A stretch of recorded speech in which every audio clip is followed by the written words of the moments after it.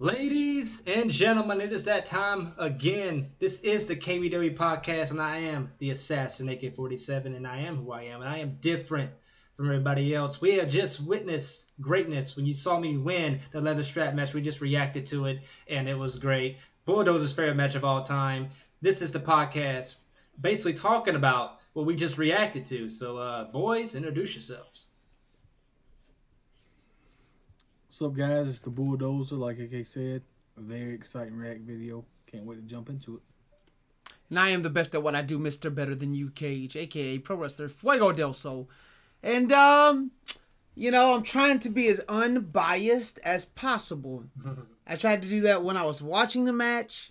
I tried to do that when I was making my list of top 10 favorite KBW matches. Not even favorite. Top 10 what I think unbiasedly, objectively, is the top 10 KBW video matches of all time.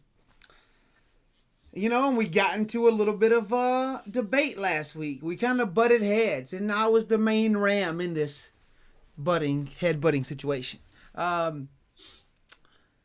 just watching the match, I want to point out the things that I feel like I liked about it, and I want to point out the things that I feel like I disliked about it. Mm-hmm.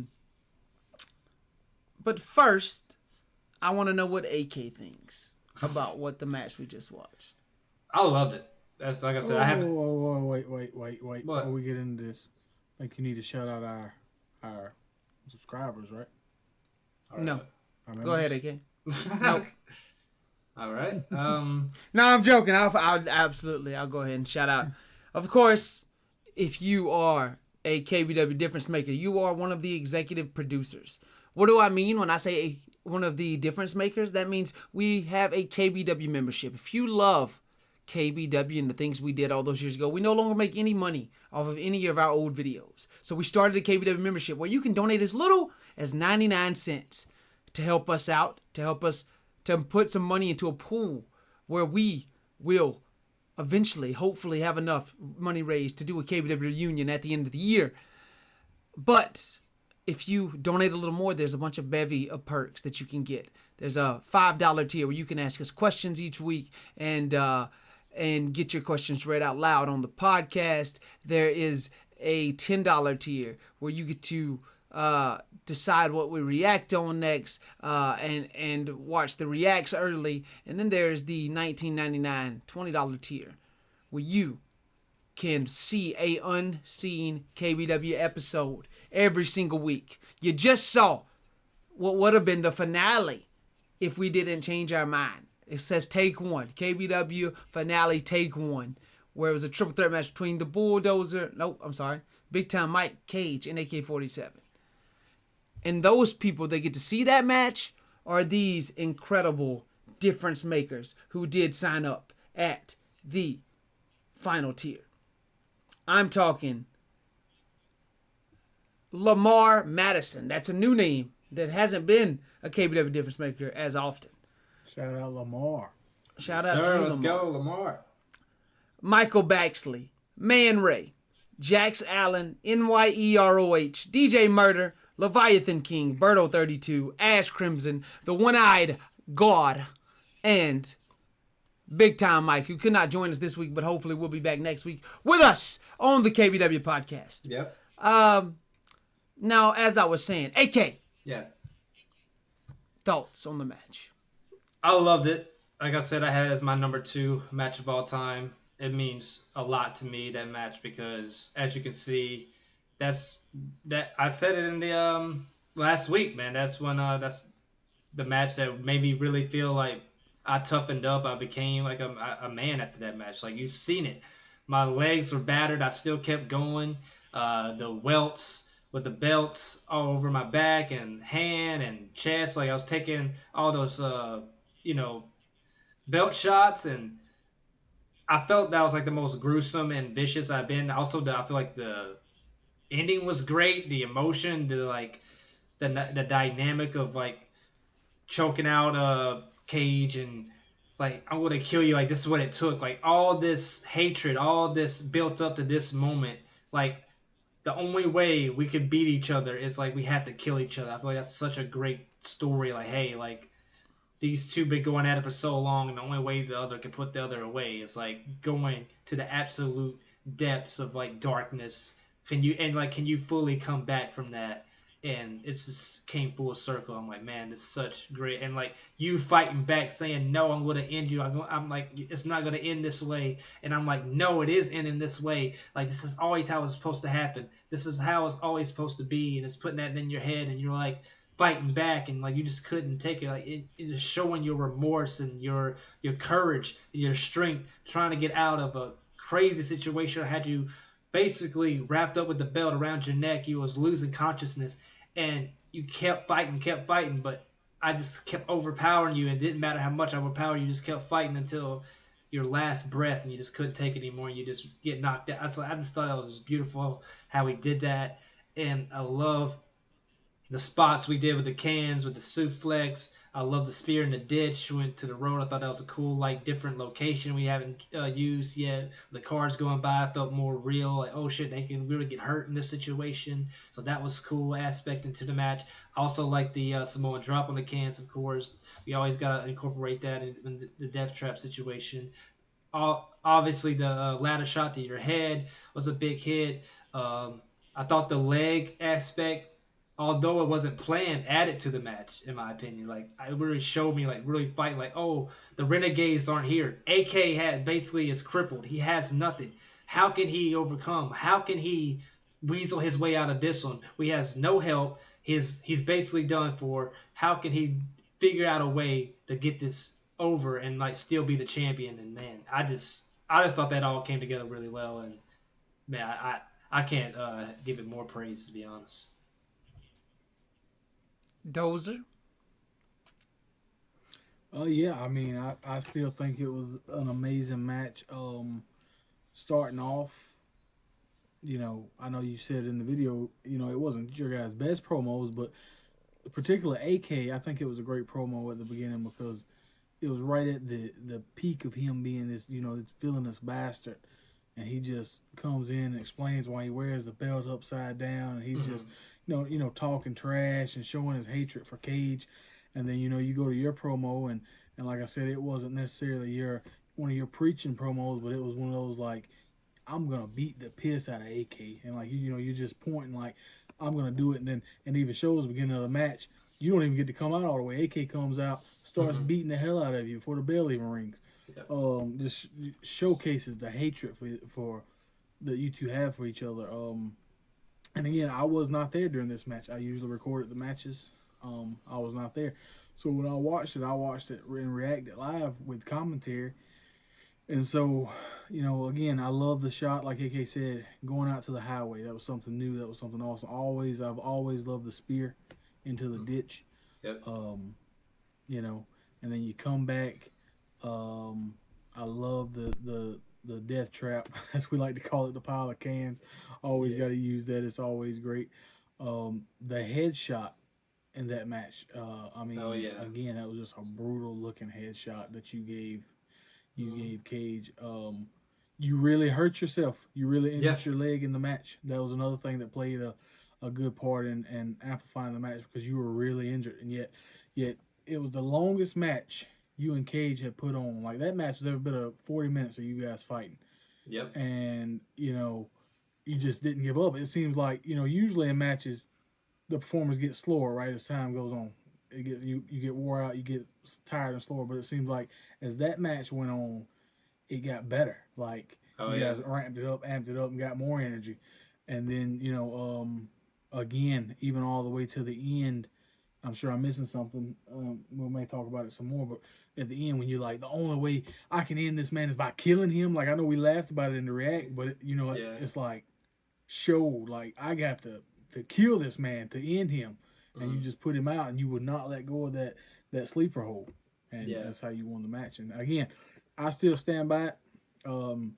I think after watching it fresh and watching the triple threat, they both are amazing matches. And again, I think Cage is just probably give me a little too much hate on it because I still think it's the greatest single match you and AK ever had. I did. Yep. I think it was amazing. So I stand by what I said. And just before Fuego gets in here, I want to say one more thing. But I think Also, I didn't talk about the whole like classic heel move. It really wasn't like even intentional. The ref getting knocked out. It was like a funny moment.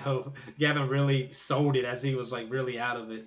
So that was just such a funny moment in the match. But it also showed like Cage got the upper hand. Like he had the match won. But somehow, some way, AK-47 figured out a way. The At that moment, even intentional or unintentional, get the ref out of the way and the match keeps going.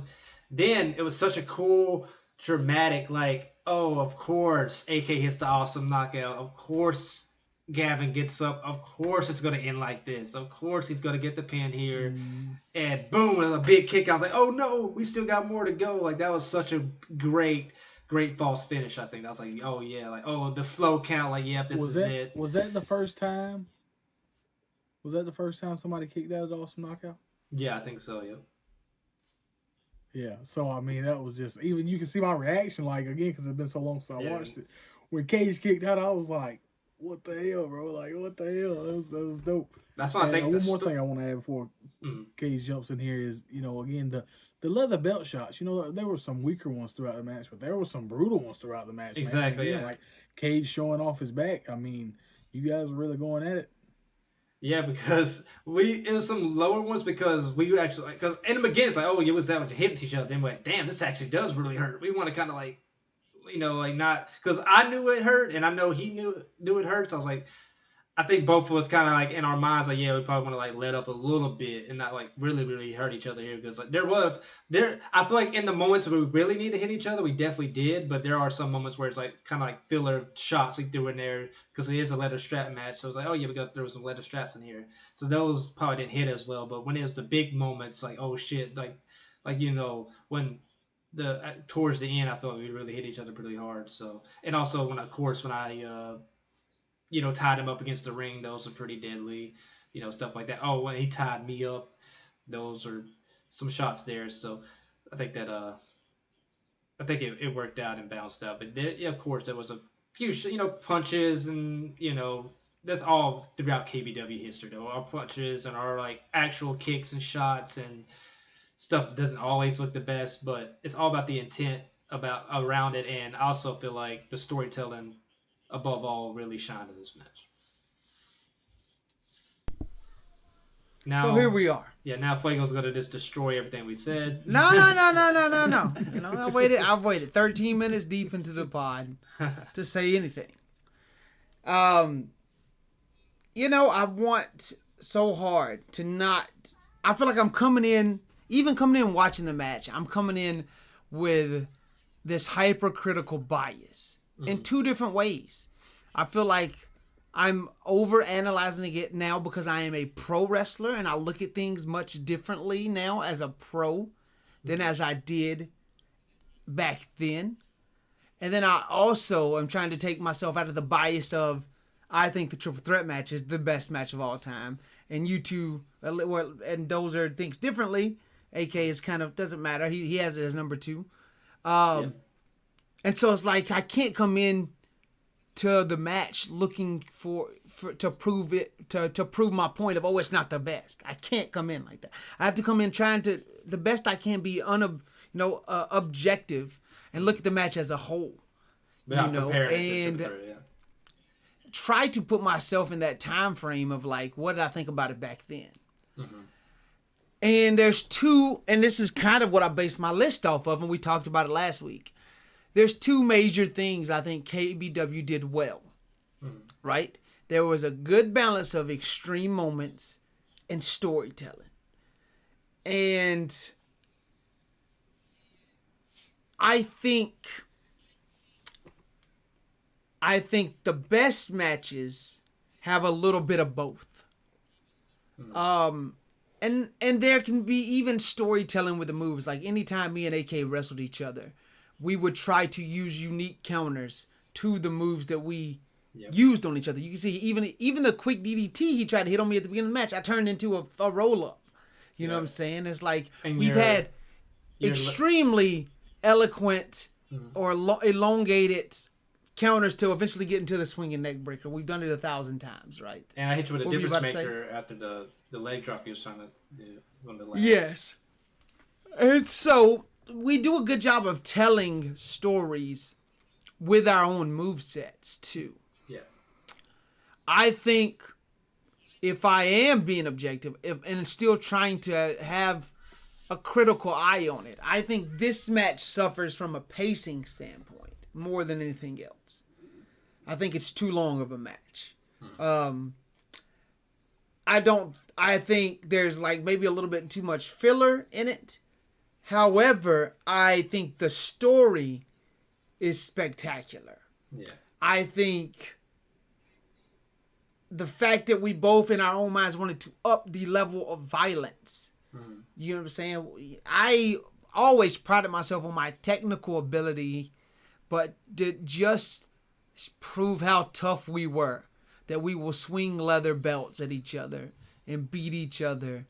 You know, there had to be at least over 15 shots almost between us both. You know, we took 15 leather belt shots over and over again, some weaker, some harder. Yeah. And I think the other major criticism I have with this match is the finish and where we went afterwards. Mm-hmm. And hindsight is 20/20, so I don't want to throw so much into it. I don't like that I lost this match. I don't like how I lost this match.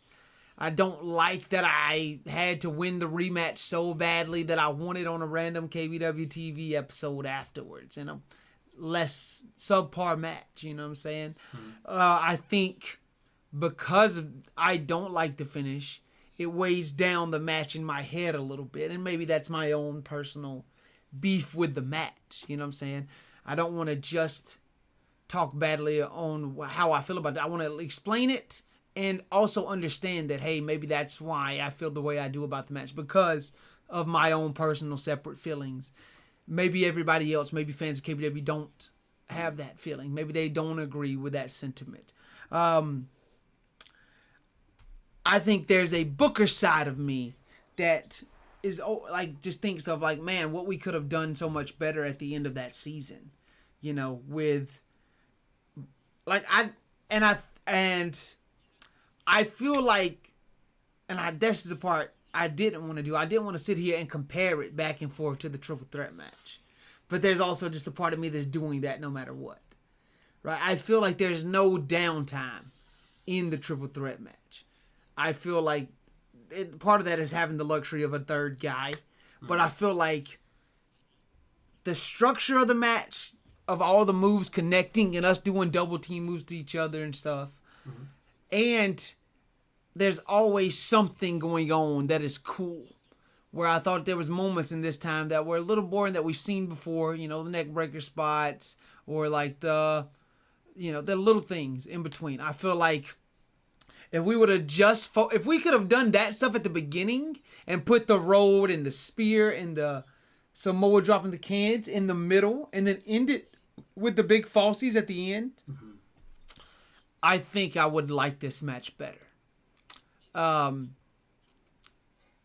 However, that doesn't change the fact that I think it's a top 5 KBW match ever. Did you have it in your top 10 or did you have it? I had it at number 6. Number 6. Okay. And I think it ended up being what? What did it end up being? It ended up being still in the cumulative score. It ended up being number 2 all time, right? When you added all of ours up together. I think the Money in the Bank 3 is on the same card. There's no downtime in it, and it's just move after move after move after highlight after highlight after highlight. And that's why I had Money in the Bank 3 so high. I feel like I wanted to showcase both at the top of my list. So you have a storytelling one that is also great in the triple threat. You have Money in the Bank 3 that is also great in just nothing but highlights. And that was my 1 and 2. And again, let me interrupt real quick, if you don't mind. Okay, go ahead. Say when you're talking about that, we have to agree that after you just said that this was the greatest KBW pay-per-view card of all time, right? Money in the Bank 3. the leather strap match, and then Paul And Wall yes, Bulldozer, right? yes, yes, Come on. yes. Our last pay-per-view was our best pay-per-view, without a doubt. Without a doubt. However, I think you can make an argument that it is blood, sweat, and tears. You got the tag TLC match. You got Bama Kid winning 2 belts at one time. You got Hazard beating the Beast for the Native American title. And you have the triple threat match at the end. Mm-hmm. So, like, you could easily say it's blood, sweat, and tears. But I also can see why people think it would be bloodthirsty, too. Because that tag TLC slaps just as hard as the Money in the Bank 3. I think there's more story in the tag TLC than there is in Money in the Bank. The only real story we get is at the end, where Pac-Man gamed over his own tag team partner off just so he can get the Money in the Bank. You know what I'm saying? So it's like, it's a weird dynamic, man, because like I also am my own biggest critic in a lot of ways, right? Where I'll watch one of my matches and critique everything, but then I'll watch Money in the Bank 2 and be so proud of everybody's performance in it. You know what I'm saying? To where maybe you're more hypercritical on yourself. I am not. But I am hypercritical on myself. Right. So I look at the punches at the beginning. I look at some of the weaker shots. I look at how the match is structured. And I get down on my own self about that, if that makes sense. Because I wish it was better. Yeah. And that's just demanding excellence from myself. But I can also flip that and see why someone would be like, bro, it was awesome. Why are you being that hypercritical to yourself, you know? Well, my thing is, I don't think that highly of myself as it is, so that was perfect to me. I thought I did great. And I think the false finishes could have been better. I love the awesome knockout one, like you said. Yeah. I love the facelift one, the referee being down. Yeah. The big crazy headshot that turns me inside out is awesome. Mm-hmm. I think the silver bullet was pretty good from the top. The silver bullet was dope. I think we should have just covered off of that instead of going back up for the splash. Yeah. If that makes sense. Yeah. And I feel like, but I still don't feel like I had enough big falsies. Like I made it look like a falsie off the Samoan drop or off the leg drops or off the atomic drop neck breaker spot. But I don't feel like they hit quite like Paul Wall versus Dozer hit. Does that make sense? Like Paul Wall and Dozer, they have the benefit of being a last man standing match, so they don't have to kick out of their big moves. But it seemed like at the end, like those last 6 falsies of just like Frasinator, Paul gets up. Wall breaker, Dozer gets up. Paul Wall bomb, Dozer gets up. Package pile driver, Paul gets up. It's like there's like bigger moments in that I like compared to this match. And that's why I have Paul Wall and Dozer above the leather strap for me on my list. And I think that part of that is pacing. And a part of that is me being hypercritical of myself. And so, if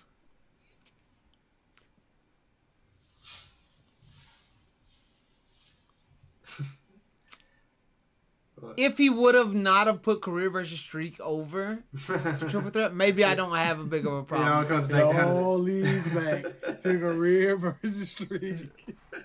It doesn't all lead back to career versus streak. I am biased. I couldn't believe you had it number 3. If you would have had it number 2, I think I could have been a number 3, bro. All right. But if I take, again, it's like I said on the last pod, if I take career versus streak out of my top 10, you're fine with my top 10. I don't even think you need to take it out. I just think you move it down a little bit. Let me relook at your top 10 right quick. I guess while you're doing that, I can butt in here just talk about what you just said, basically about everything. I understand, like you said, you like the whole like money, like just talking about Money in the Bank 3 and triple threats. Like, you felt like the highlights, and you feel like our match had too much downtime. Like, honestly, I love the downtime. I think that's good. I think it adds to the storytelling, like how over and like how tired we are, how hurt we are, but we're still fighting through. I love to be able to sit there and feel it.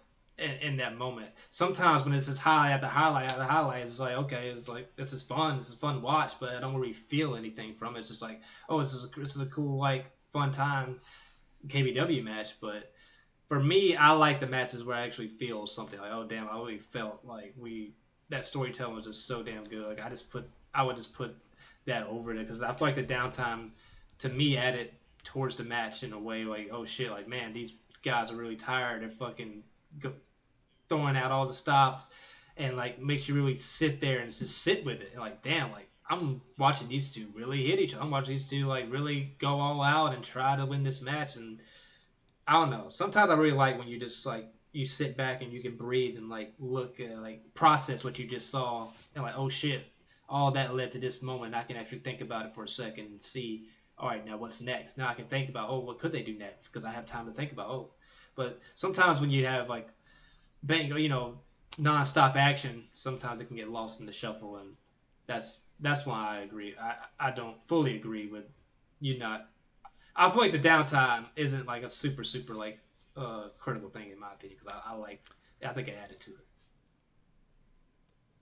I like again. I feel like if we switch the middle and the beginning, I don't mind the selling as much. Mm-hmm. But I mean, it could definitely be like 8 to 10 minutes shorter, obviously. that's huge. I feel like that would add so much more to it.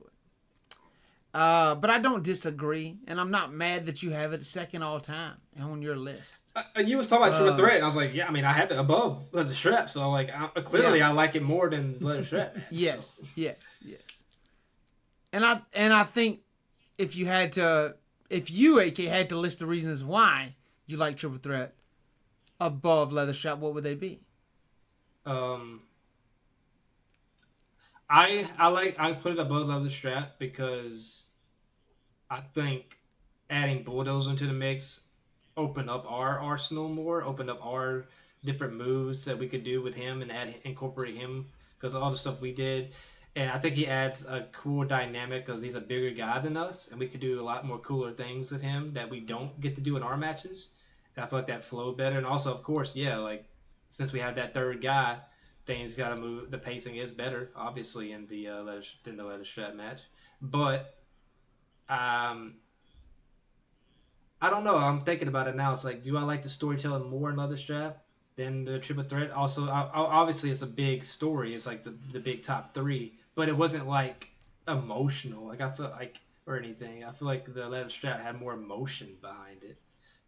So I think it's a toss up between the storytelling with the Triple Threat and Leather Strap match. But I do agree that the Triple Threat had better moments, like moves wise, and had cooler like spots, just because just adding that third person just adds to the match.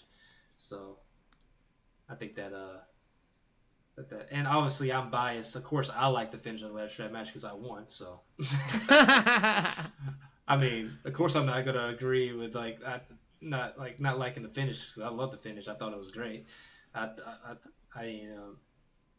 So I mean, obviously, I'm not gonna be too hard on it, but you will because you felt like you should. I don't mind, and that's another thing we've talked about. We really need to just schedule this What If episode out. Yeah. Because I really don't mind you beating me at a year later at Bloodthirsty. I just don't think you need the world title to do that. Or I win the world title sooner and you win it back at Bloodthirsty. Does that make sense, right? Mm-hmm. I think that would be better than me losing back-to-back pay-per-views, if that makes sense, and you winning back-to-back pay-per-views. Right. I think it was, but again, I think we were so young and so naive and so selfish in a way about what we wanted at the time. This is my mindset. I was like, KAGE, now you see he's Fuego Del Sol. He's going to have such a better career in the pros. Just let me have the KBW moment. Just let me have we hadn't even started training yet. Just let me have the backyard wrestling moment, and let me have that and be the guy in backyard wrestling, and he can be the pro wrestler guy. I'm kidding. It's jokes. That's funny.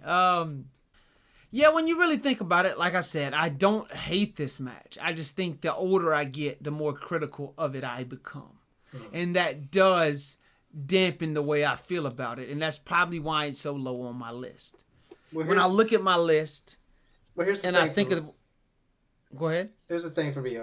You got signed by AEW. You've been wrestling big names for a long time now, and you experience stuff I've never experienced in my career, like ever. So I don't have myself at that higher standard. Like, man, it's like in your mind, it's like, man, I'm fucking fighting Joey Janela soon, and like now I'll look back at this. This is definitely gonna be way better than that. But in my mind, it's like I never had these big names or these matches or in my pro career yet. So in my eyes, like I still think I was doing pretty good because I haven't reached that next level of me in the pro wrestling scene in that sense. Because obviously you know you got signed, you've been having big matches, good storytelling. You feel Yeah, like but I don't think that's you've been the training reason a lot. You upped your game. Because I don't feel this way about the triple threat. I almost feel like the triple threat is perfect. I really do feel like the triple threat is perfect. And I don't feel like I can't go through and say, oh, we should have done this, or we should have done this, or we should have done this. I think that's my biggest thing is like I can be this match. I'm hypercritical, and there's things I'm like, okay, we definitely should have done this or done this. And that's why it's on the spot in my list. I think I'm more trying to justify why I have it where I have it and not trying to de-justify where you guys have it is basically what I'm saying. I'm more trying to defend my spot than I am trying to argue against your spots. Does that make sense? And I'm just doing the same thing. I'm just like saying why I have it up there for me because it's obviously it hits different for me than it would. Yes, but I think the triple threat is near perfect. And again, you win, which I have no problem with. I think even if I was super hypercritical of the triple threat, maybe there's moves or strikes that could have looked better or I could have laid in more, you know. But I think the structure of it and the pacing of it is damn near perfect. Right. Is damn near perfect. Also, I think maybe this is watered down because me and you've had so many singles matches, and that is the only time ever me, you, and Bulldozer were in a match together, right? So there's like that it's like the only one, and because it went so well, right? If me and you only ever did Extreme Rules match, I'd probably look at that much higher on my list. Does that make sense? If me and you ever only did Last Man Standing, I'd probably look at that way higher up on my list. Right. I think that's a reason for it too. It's just like, damn, that's the first time we ever touched like that, and it come off damn near perfect.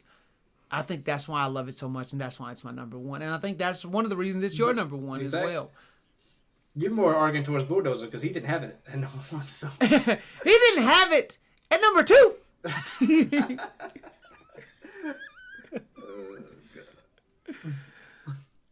What do you think, Bulldozer? What do you think of where I stand at right now with everything? Yeah, I mean, I'm not arguing with it. Like, I feel like we look at it different. I feel like you're looking at it almost disrespectful that I don't have it at number one. And I'm more looking at it like that top three. And let's screw it. Let's take career versus streak out because I'm obviously biased about the career versus streak. That's just my baby, right? That's my baby. So if we put leather strap and triple threat, just 1 and 2, I'm looking at it like, you know, that's like you saying Michael Jordan is better than LeBron James. I could sit here and argue with it, but we both know that regardless of what order it's in, that's top 2. To me, that's my opinion on it. You know what I'm saying? Yeah, I think that's another reason I'm so mad at your list is that I tried to come from the most objective standpoint possible of like, let's take me out of the matches. Well, you did not. Yours is so biased. Your whole list is biased.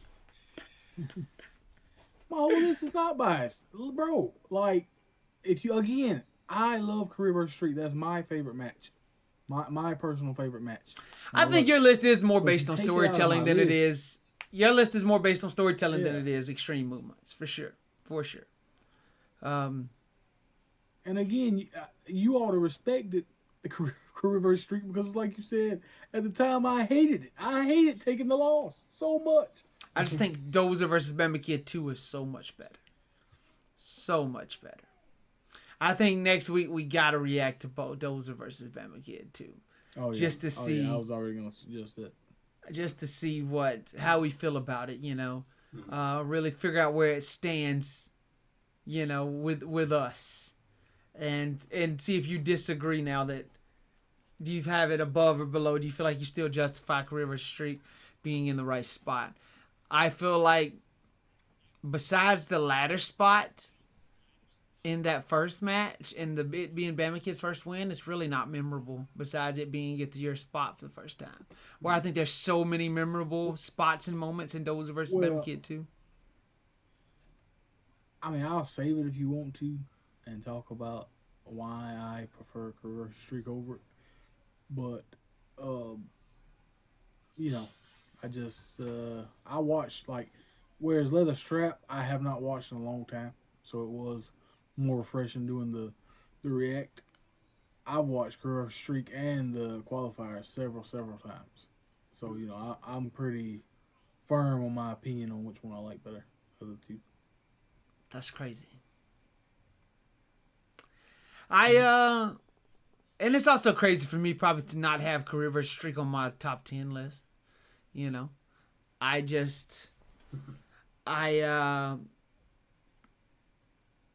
could easily replace KAGE versus a.k.a. Iron Man with Dozer versus Bama Kid 1, which would be in my number 8 spot. I think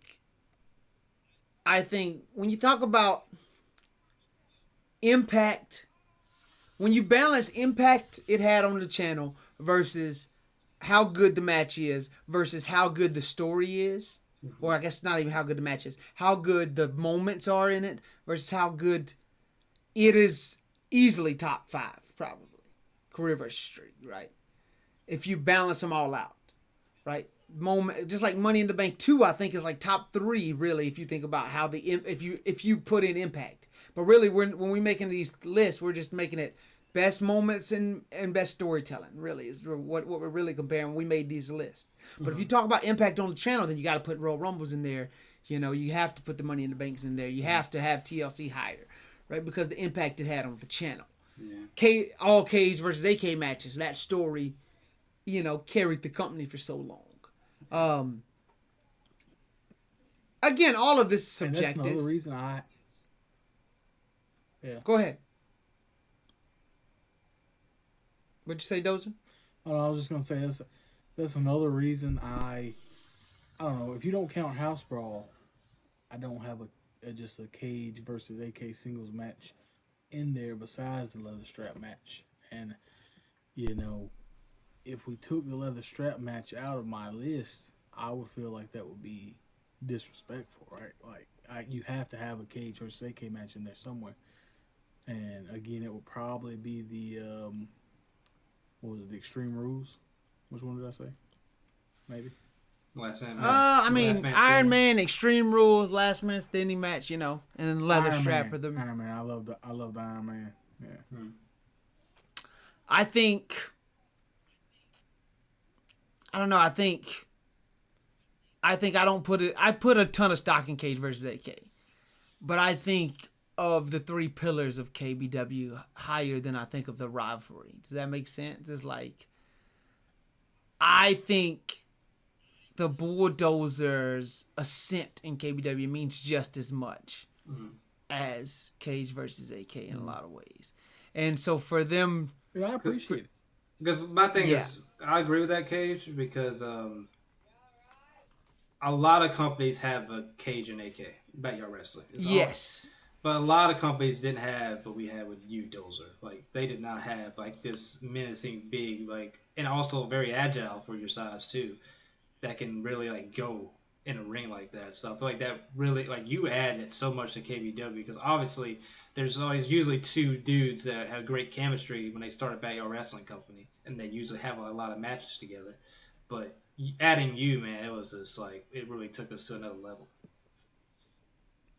And again, for that ascent to happen, for the turns to happen, for us to have our WrestleMania, really our only WrestleMania, and for everything to go so right in KAGE versus AK versus Bulldozer, that's why I think it's my number 1, without a doubt. Especially now after rewatching the leather strap.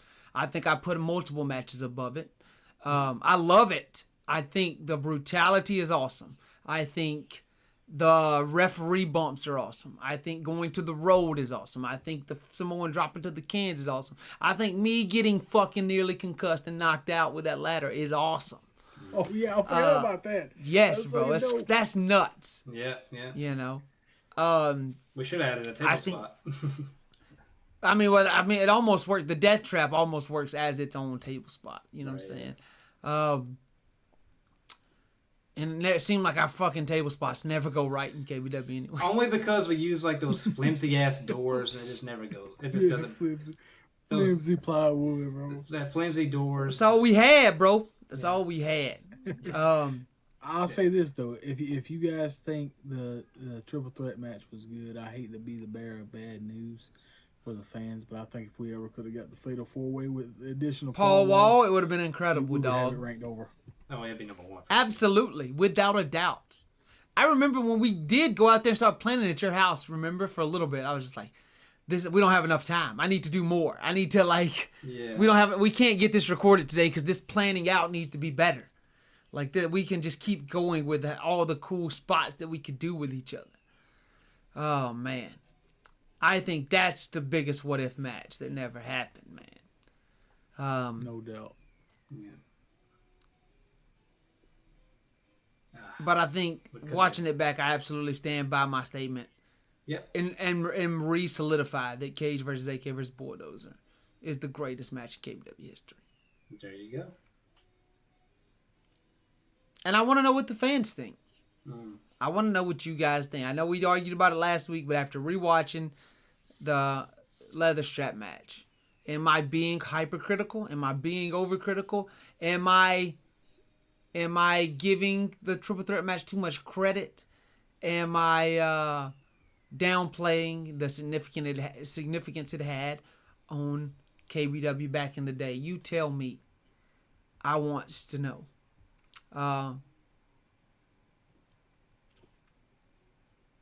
Yeah. I don't know. That's pretty much all I had. We pretty much really covered mostly the match. Yeah. We all said our side. Yeah. It is a shorter pod, but it was a longer react, so maybe it makes up for the content in a sense. You know what I'm saying? Yeah. I think we go ahead and maybe say next week is the what if pod. I think we go ahead and knock it out. Yeah. I think we do. How will we book it out? All of us can fantasy book it, or we can all have our own personal fantasy booking, and then we can come together and have a booking meeting and try to make our own, like, cumulative. I don't know if I don't know if it'll be good for me to fantasy book it. Everything worked out on my end. No, I'll win every match. Bullshit. He went on a run. A crazy run. All the pay-per-views he won, even when he lost the one at the Team KBW versus Renegades, he made that happen. He won still, even though he lost. Exactly. So he did. He won the belt of Renegade Revolution. He won it All or Nothing. He won it Blood, Sweat, and Tears, and he won it Bloodthirsty. The son of a bitch. Yeah, what I have to fantasy book for, bro? Everything. No. What we're talking about fantasy booking after this. After Like that. what would have happened the next 6 months after we stopped going full time. Right. But If you we got- have all the superstars. Yeah, I think you have everybody that you know would have been there. Within you don't reason, count yeah. CJ in this. You don't count CJ in this. Right. But You then don't. reality. I think we do. I say No, we count because he was everybody. gone. He was Obviously, gone. like, After All or Nothing, he was gone. He was done. He didn't have any guess. more matches. You don't count him anymore after that. Yeah, we wouldn't have brought him back. He would have never came back. No. Anyway. No. Yeah. He got arrested in high school around that time. It would have been done with at that point. You know? Those I think that memory popped in your head as soon as it popped into mine. I was like, I remember that and like Yeah, that was a crazy day that my brother gets arrested in high school. because I was on lunch that when it happened because like Same. We were both on lunch. We were standing together. Remember? Yeah. We were standing together. then he's like I think my brother's getting arrested right now. I remember you saying I'm that. literally in a big circle. It's all the way across the schoolyard. Him and a police officer come around the corner. I said, "Oh my god, I think my brother's getting arrested right now." Yeah, I remember it's that like- vividly. I was like, bro, like what the hell? It's burned. That image is It would burned have in been my great brain. for the story, boys. Yeah, bro. Kiss my ass. CJ could have cut a promo in prison. That'd been amazing. It was hard enough to get him to show up and to cut promos when we did. Yeah, You bro. know. No, but no CJ. I guess you can include Magzilla. You can include Jace the Ace, which I don't think anybody would include Jace the Ace. Is like No. he only had 3 matches in Pitbull, we KBW, gotta so have. you We gotta have Pitbull. Would Of definitely course, Pitbull, Great Dane, Oh, both Lord, yeah. absolutely part of it. big time, you know. obviously. Big Time is a huge player in all of this. Pac-Man. You know, just the next 6 or 7 months of KBW. Book it out in your head, I don't know about and D-Man. we'll talk about it next. I don't know D-Man's there. D-Man's D-Man's there. about- Okay. He's available. He's a heel at that time. Yeah. But no, I think I would have made sure he was there. All right. So that's definitely at least 8, probably. Yes. No, you got more than that. You got all of the Renegades. Oh yeah. Pac-Man, Bama Kid, D-Man, Hazard. Maxilla, Hazard. Hazard, Paul Wall, us 3, Big Time. You know, you got plenty to play with here. Yeah. Plenty to play with. Pitbull, Great Dane. So it's like that's That's 15 almost. That's what Bulldozer says when he goes to the strip club. You know, plenty to play with. God damn. And on that note, ladies and gentlemen, this has been the KBW podcast. If you are a member, your name will be in the credits at the end as a special thank you. And we will see you next week on the KBW podcast. Peace. Peace.